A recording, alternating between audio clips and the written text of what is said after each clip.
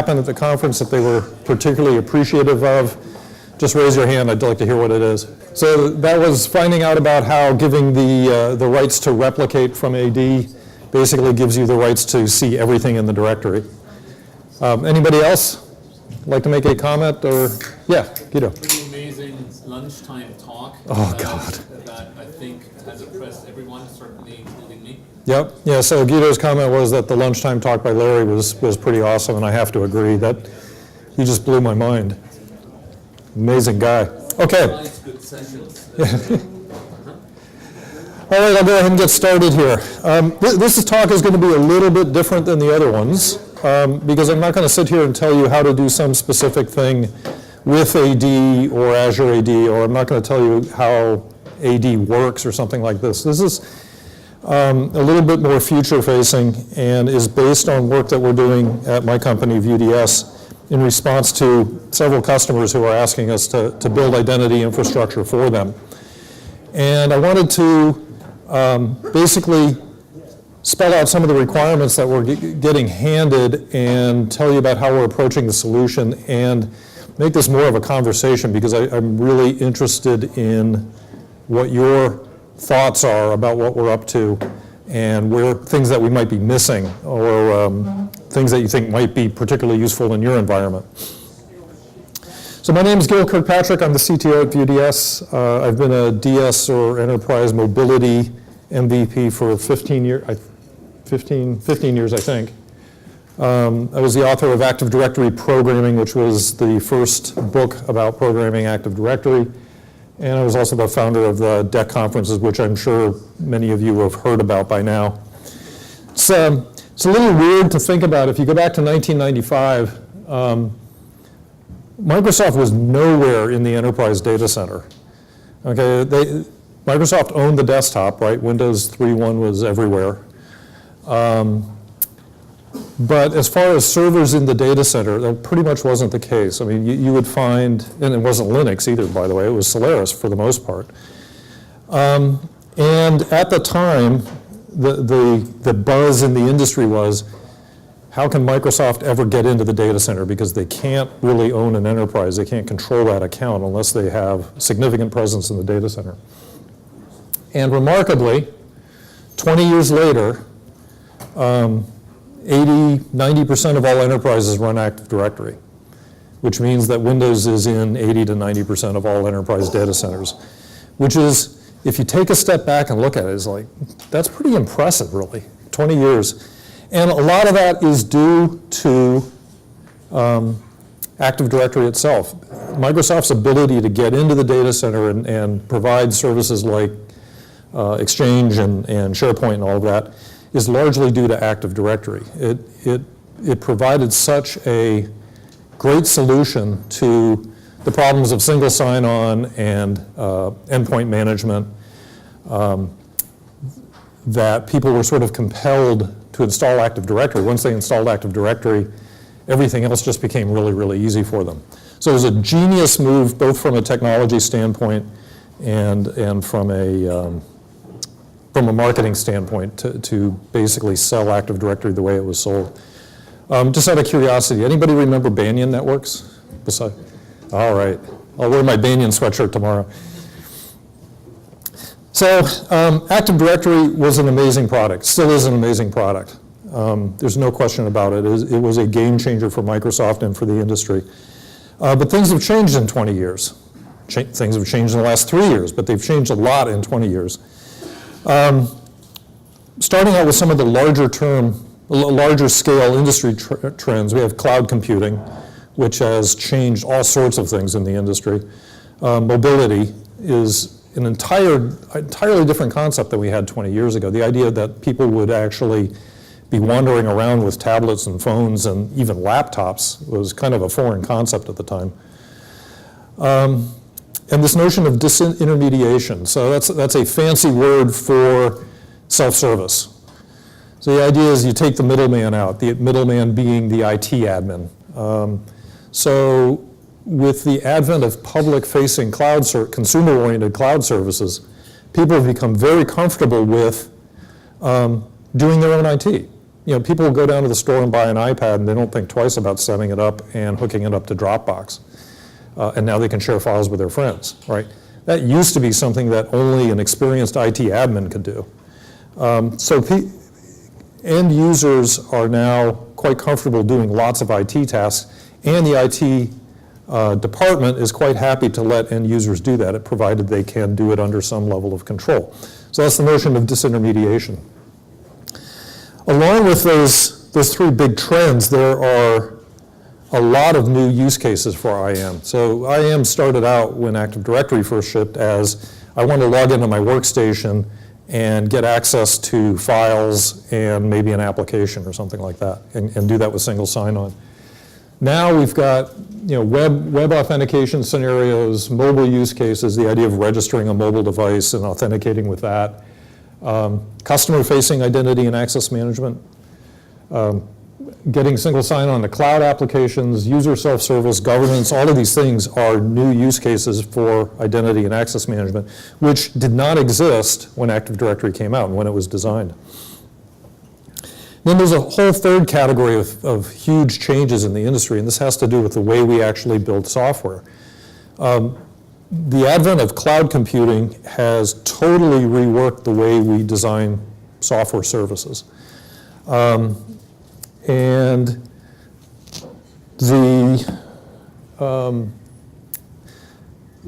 whereas we used to design the service as kind of a monolithic chunk of code. So if you look at LSAS as an example, it's a bunch of DLLs that provide all sorts of services around Active Directory. And it runs as effectively as a single service. Nowadays we're building applications, cloud applications, as small modular chunks that all cooperate with each other. I'll go into a little bit more detail about why that's important. But the idea that we access these services over the internet using HTTP protocols is something entirely new. HTTP wasn't an API protocol when Active Directory was designed, it was RPC. Notion of federation, where I authenticate in one security environment but get access to resources in another one. Totally new concept, well, I shouldn't say totally new concept, but largely a new concept. And how many here are familiar with the term DevOps, by the way? So most of you have heard that. How many have a DevOps-oriented practice in your organization? Many fewer. So I would say 80% know what DevOps is, and about 3 people actually have it.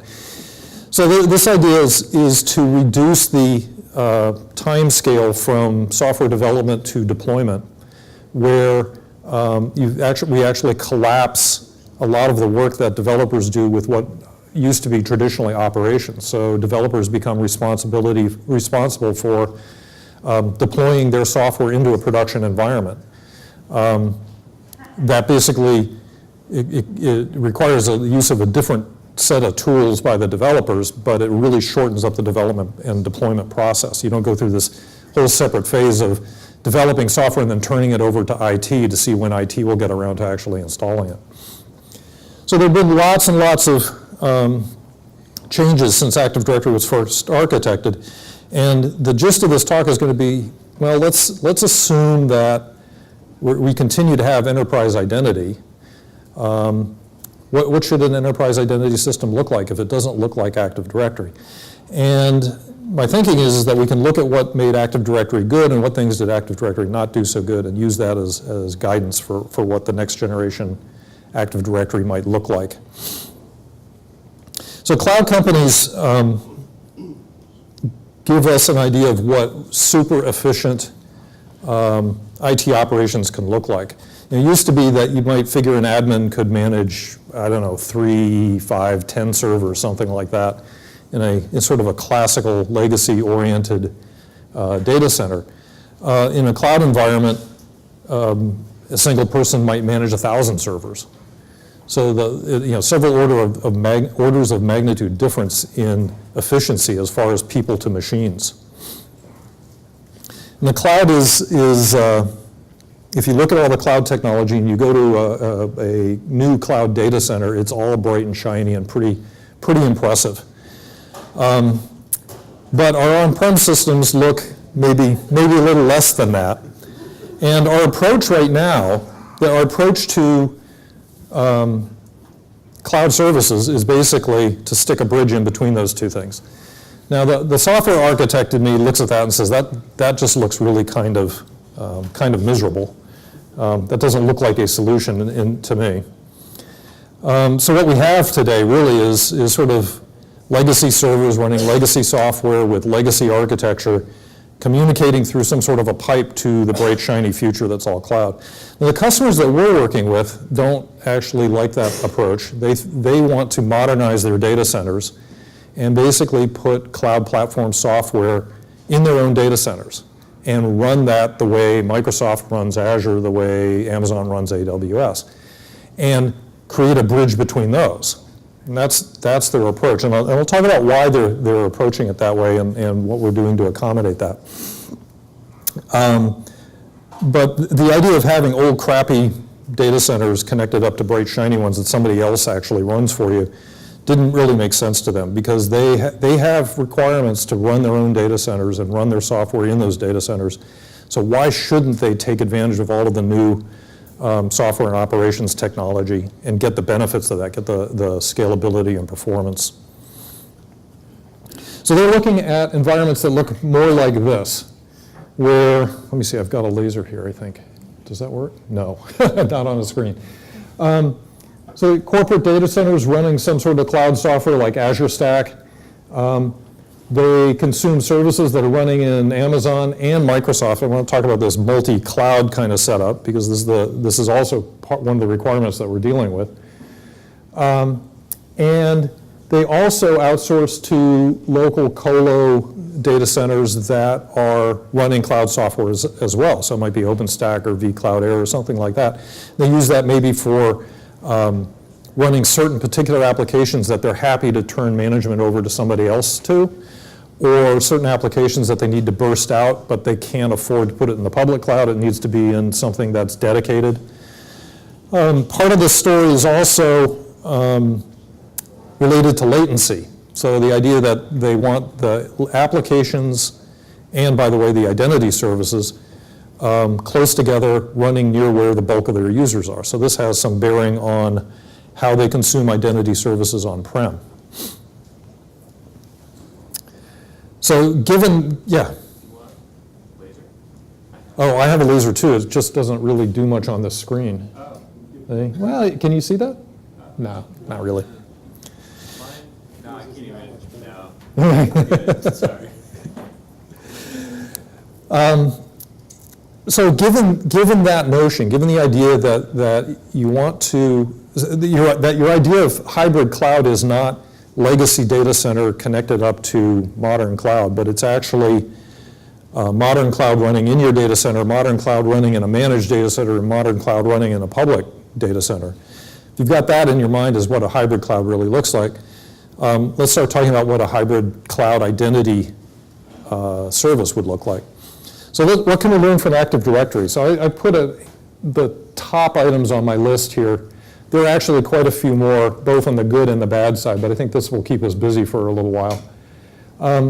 Active Directory is remarkably robust, and it's robust because the directory is replicated, it's automatically synchronized, the topology gets figured out for you in general, and it has some sort of primitive load balancing in front of it. So if a domain controller falls over, that's not a big deal, right? So it's very robust that way.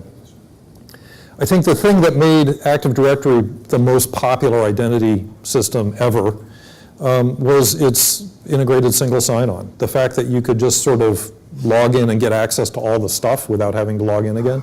At the time, that was remarkable. So single sign-on is obviously a key feature that we have to provide for. Active Directory had a whole set of standards-based APIs. I want to say standards-based because literally they probably followed the standard, although they didn't follow typical industry practices. So the LDAP interface for Active Directory, while it probably meets the standard, was inconsistent with the way everybody else used LDAP. But the idea of standards-based APIs made it possible for application developers to integrate with Active Directory, which had they invented their own sets of APIs would have been much more difficult.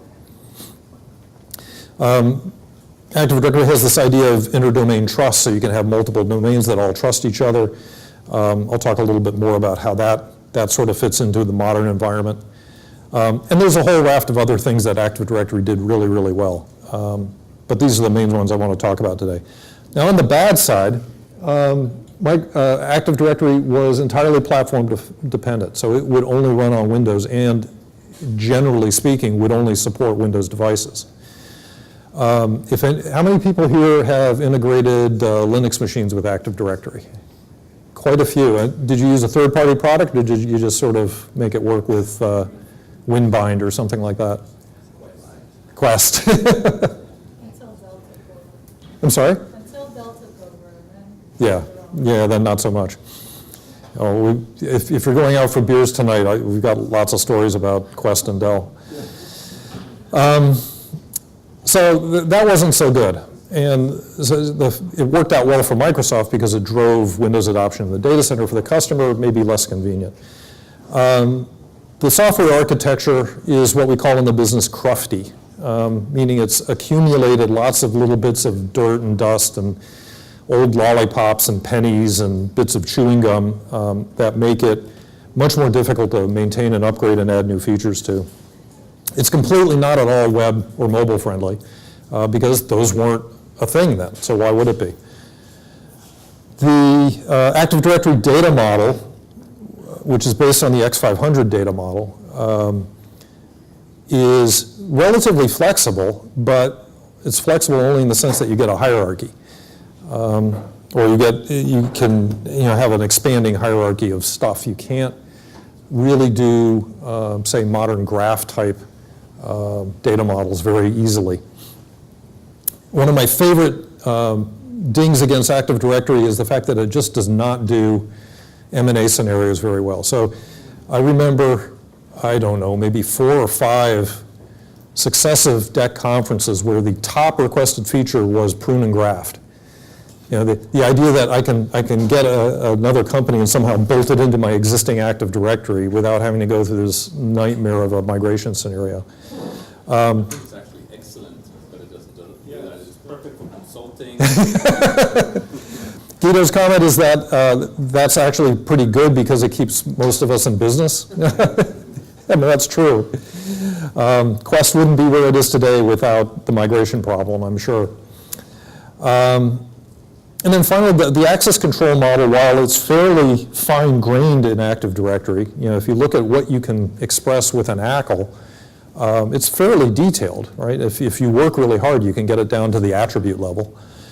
But it's fairly primitive. The ACL model has been in use for probably 30 or 40 years in IT, and we've been through 2 or 3 other new, much easier to manage access control models that I think any kind of new identity system would accommodate. So there's sort of a theory or an idea that identity is really like electricity and it should be consumed like a utility. And I guess I disagree with that. I don't see identity as being that kind of a commodity product. And in fact, the idea that we're going to have identity services in the cloud and that's what everybody's going to use all the time to log in anywhere. I just don't buy it, and the interactions I've had with some of our customers sort of confirm that. There are lots of enterprises who will not or cannot consume public cloud identity services in a meaningful way. But even if identity was like electricity, I mean, when you think about it, electricity is the ultimate commodity because an electron looks like an electron no matter where it is. But even with that, we're now moving from a centralized electricity generation model to a much more localized one where people are generating their own electricity. Why is that? Well, it's because of changes in technology. The cost structures have changed. It's now actually cheaper to generate your own electricity and use it locally than it is to have somebody else generate it at high scale and send it across a bunch of wires and lose 30% of it in the process. So keep that in mind as a metaphor. So here's what we came up with in terms of sort of core requirements. One is that the next generation identity service for the enterprise needs to be platform independent. And when I say platform independent, I don't mean necessarily, well, I do mean that it should run on any operating system or any of the common operating systems like Linux and Windows, but that it should be cloud agnostic as well. So the idea that you would only run your identity services in Azure or only run them in Amazon or Google or wherever doesn't really work. And there were several reasons why this particular healthcare provider that we were talking with really want that. One is to avoid vendor lock-in. Okay, the idea that you have a core service that is effectively owned by a single vendor and it's almost impossible to migrate off of is a scary scenario. The other one is actually is availability. As well run as Amazon and Azure are, and massive scale and massive reliability, there's a service that goes down every month or so for 15 minutes somewhere, and it's entirely possible because each of these data centers is being administered in a single administrative domain, essentially. A single administrative action can have an effect across an entire data center. They want an identity system that runs across clouds. So it's a multi-cloud solution. They want something that they can run in Azure and they can run in Amazon and they can run in a private data center. So that if something goes bad, the twice a year where you lose 15 or 20 minutes of availability in Amazon, well, the Azure stuff is still running. And because of load balancing, that all of your identity workload can shift over to that. Finally, there's another problem. This relates to your comment about the wires going down, and this is latency. I don't know if you've measured latency between your organization and the cloud data centers. For where I live in Boise, it's actually surprisingly poor. Connectivity is normally pretty good, but just getting into the mid-state Washington data centers, it can take 2 seconds, which is kind of surprising. And if you have applications that are authenticating or leveraging the identity service a lot, that's a lot of latency. So this is the cloud environment that they're looking to implement. So they'll have applications running across all of these clouds. Some of these are the same application, but because they're built using cloud technology, they're clustered and they communicate with each other and load gets shared across them in the multiple clouds. Corporate applications that they develop are running mostly in the corporate data center. They might go into the managed cloud environment, but all running on the same identity infrastructure. And the idea here is that they want to be able to pick the cloud environment that best suits the particular workload that they're dealing with. And they don't want to be stuck with, well, our identity services are all running in Azure, and in order to get good performance, we have to put all our applications there too. They want some agility. They want the ability to decouple their deployment decisions from the particular vendor that they're using. Yep. Are you aware of any vendors that offer that sort of a, cloud independent service? Look at that. That is something that we're working on. That was not intended. That was an innocent kind of question. There are a couple.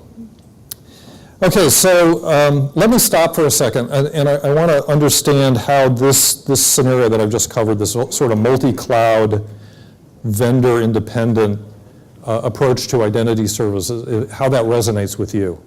So let me just solicit some comments. Any thoughts or ideas about it? In any case, this all sounds great, but you still have to deal with the fact that you have Windows workstations and servers. You need an on-prem Active Directory. How do these two systems communicate with each other? How do you organize it in a way that doesn't increase the administrative workload but actually decreases it? Okay, so that's a good comment. So I think there are ways to do that. If you look at the way Azure AD Connect works or Okta does something similar, There are ways to integrate an on-prem AD with a cloud identity provider, but it doesn't get rid of the administrative workload of Active Directory. You still have to manage Active Directory in some way. Okay, so I have 2 slides on software architecture. So is anybody familiar with the notion of microservice architecture? Yeah, I knew you would. Okay, so a few of you are. Let me just sort of introduce you to the concept and tell you why it's important. The idea is that instead of building large monolithic systems that communicate over the network, you can break them up into small services that do one thing. So you might have a service that gets data out of the directory, or a service that authenticates people but doesn't do anything else, or a service that registers a user with a group, things like that. And the nice thing about microservices is that the smaller bits of software that you develop are much easier to test, much easier to write and inspect and determine that they're correct. They're easier to deploy because they're smaller, right? So that means each of these services can actually have their own evolution in terms of versioning. And if you observe proper rules about how these interfaces all work, then you can, in fact, upgrade pieces of your system as you go without interrupting service. So an identity service might be made up of, I don't know, 10, 15, 20 of these things running replicated all over your network. If you wanted to upgrade your authentication service, you could theoretically start just replacing the authentication microservice, and all the other services would just continue to run and start using the new services as well. So lots of advantages there. It has the advantage of breaking things up into smaller pieces so they can evolve separately. It has the disadvantage that it takes the complexity of what we used to put all into one program and actually sort of push that complexity out into the deployment model. So instead of trying to deal with complexity in code, you're now dealing with complexity about where all of these services are and how they find each other. I think in general for cloud services, a microservice approach is really, really effective. It was something that was developed, I think, at LinkedIn and Netflix to meet their scaling requirements. They sort of came up with this approach to software architecture, and it's now become very, very popular. All right, who here has used Docker or knows what Docker is? Okay, a lot of you, so I won't spend a lot of time on Docker. Let me just leave it at, Docker is a way of packaging up chunks of software and deploying them on hosts, on Docker hosts, in a very rapid and efficient manner. So instead of, you can think of a Docker container a little bit as a virtual machine, but it's usually a virtual machine that's just running one piece of software, and it doesn't have a lot of the baggage that a virtual machine has. So you can run lots of Docker containers on a single host. It also has some benefits from a version control standpoint. So if you run a Docker container and you decide to get rid of it and replace it with, because it's crashed or something like that, you can just instantiate another one and it just comes up and starts running without any worries about versioning or patching or any of that. So looking at what we'd like to accomplish in our sort of next generation identity platform, we want to use a microservice architecture because the different components of the identity service want to evolve separately. So with Active Directory as an example today, if you want to get a new feature in Active Directory, well, you have to upgrade your domain controller, and in general, you have to upgrade all of your domain controllers. With a microservice architecture, we at least have the possibility of upgrading individual services of the identity system. And along with the microservice approach is building this all on Docker containers. Docker is very, very automatable. So the idea of deploying software across a large environment that would include your on-prem data center, public cloud, managed cloud, that becomes very automatable and something that you can do with one person as opposed to doing with a whole team of people. All right, so this next one, this one I want to get a little discussion on too, because I don't feel like I have a full understanding of what it is in Active Directory that makes the whole M&A situation so miserable. part of it is that domain information is peppered through all the workstations and services and servers and things like that. So moving things from one domain to another or integrating two domains is difficult. But there are other reasons as well. So let me just, how many people have been through some sort of a merger or acquisition? Almost everybody. That's pretty cool. So what were the big problems with that? SSO. Kerberos SSO or Web SSO? So the problem here was single sign-on, the idea that the new company that was being integrated in had to have single sign-on working quickly. So the next thing that came out as being really important was the notion of supporting more modern access control models. So almost everybody I talk to says, oh, well, we have groups in Active Directory. And I have to constantly explain to people, groups are not roles. They're entirely different things. You can sort of fake having a role with a group, but they're not even semantically equivalent. And there's another model called attribute-based access control. So has anybody heard of that before, ABAC? Okay, so in some sense, it's a much more sophisticated approach to access control and gives you a lot more granularity, and it simplifies lots of scenarios. So in most organizations, any sizable organization that uses groups to implement some sort of an RBAC-ish kind of approach to managing access control, invariably, they'll have 5,000 users and 20,000 groups. And you can't tell me that that actually reduces administrative workload. Okay, now unless you have a lot of tooling around it to automate that. So if you're producing 20,000 administrative things that you have to take care of 5,000 users, there's something wrong with that. So the idea of attribute-based access controls, you define access controls in terms of a policy. So you write a policy in terms of the attributes of the user and the resource and the operations and all of that. And the policy sort of appears in one place, and you can work with the policy and reason over it and use it. And it's not something that gets sort of spread throughout the directory in some mysterious way that you can't really manage. So the question is, can I explain the difference between ABAC and creating dynamic groups based on attribute values? So there are a few differences. So in ABAC, as defined, say, by the XACML standard, the attributes that get used in an authorization decision are attributes of the subject, so the user, attributes of the resource, so the thing that he's accessing, attributes of the operation itself, so it might be the name of an operation, or it might be the function of something, it might be read versus write or something like that.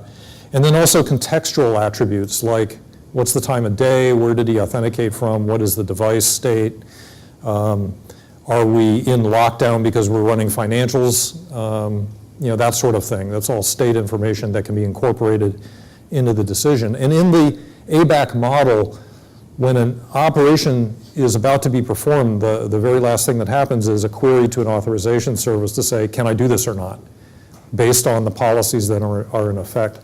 So the idea of using attributes to populate groups loses a lot of that dynamism.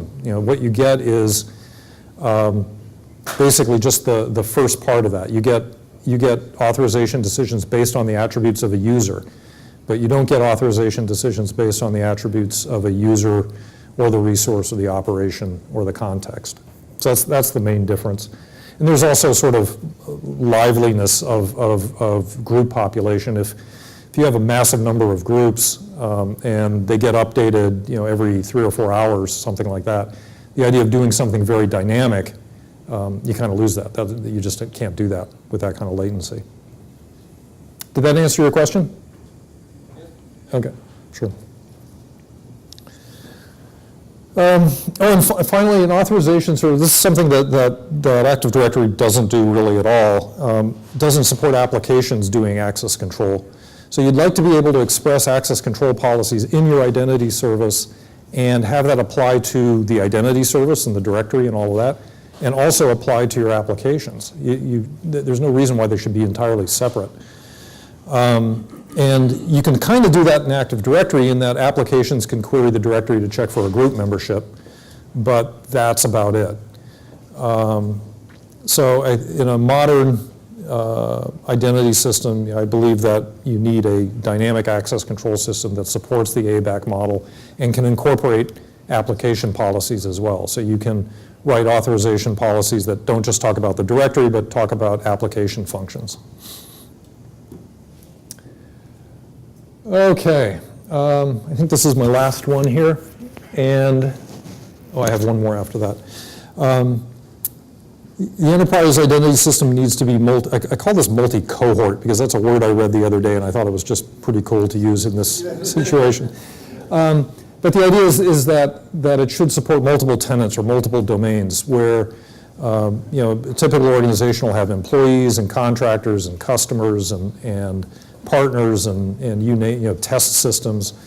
And it should all be able to run on the same infrastructure, but you just can partition off different segments of it for different purposes that have their own security policies, their own replication policies. They appear in wherever you say they should appear and have the kinds of authorization and authentication services that you say, but running on the same kind of infrastructure. So anything that we build has to be able to support that kind of environment.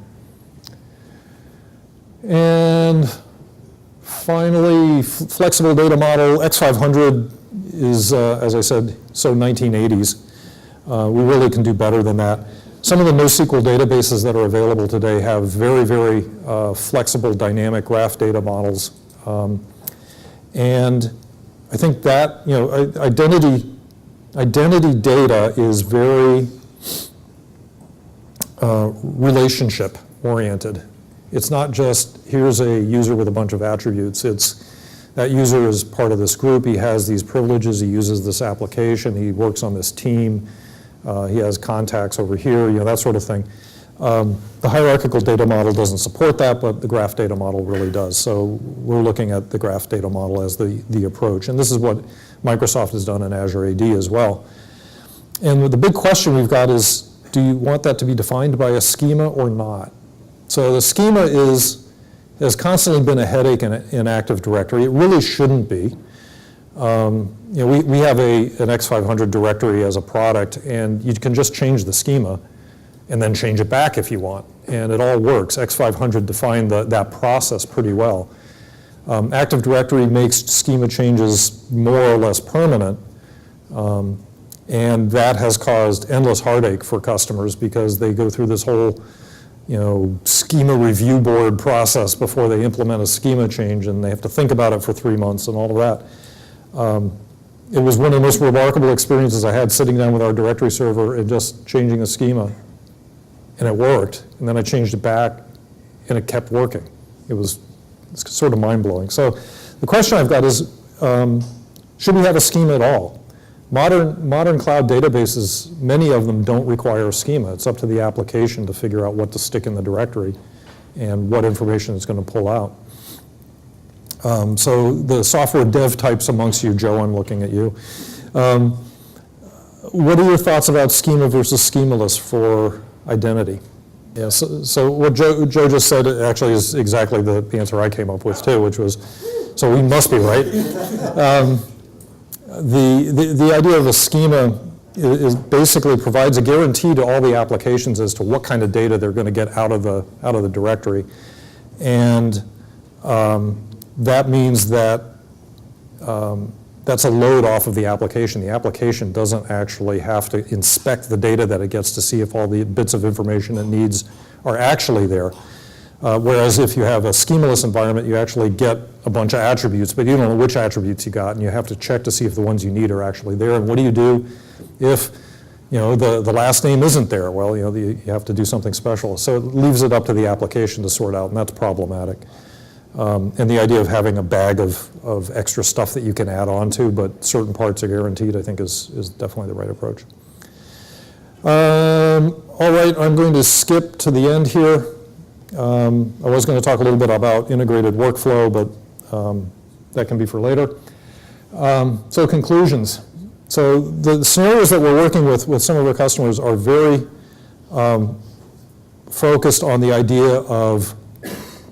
the identity system working across clouds and between private and managed and public clouds. So, and across public clouds, so not just on Azure or not just on Amazon. And I think that's an important scenario, because if we take advantage of cloud technology in the on-prem environment, and we want to reduce our risk in the public cloud environment, I think we need to be able to have identity services that run across all of that. And I think the reason that we want that kind of flexibility is we're in a very dynamic technology environment right now. Things are changing rapidly. We have, I don't know how many new profiles for OAuth and OpenID Connect I've read through in the last 6 months, but quite a few. Things are changing rapidly, and in that kind of environment, you don't want to lock yourself into one approach to things. You want to stay as flexible as you can until the right way to do things sort of settles out.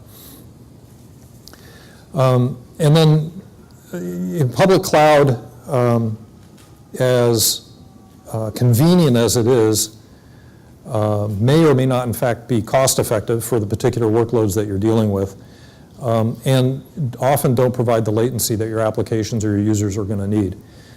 So if you can imagine, you have your on-prem applications consuming some sort of a cloud identity service that is running in your own data center.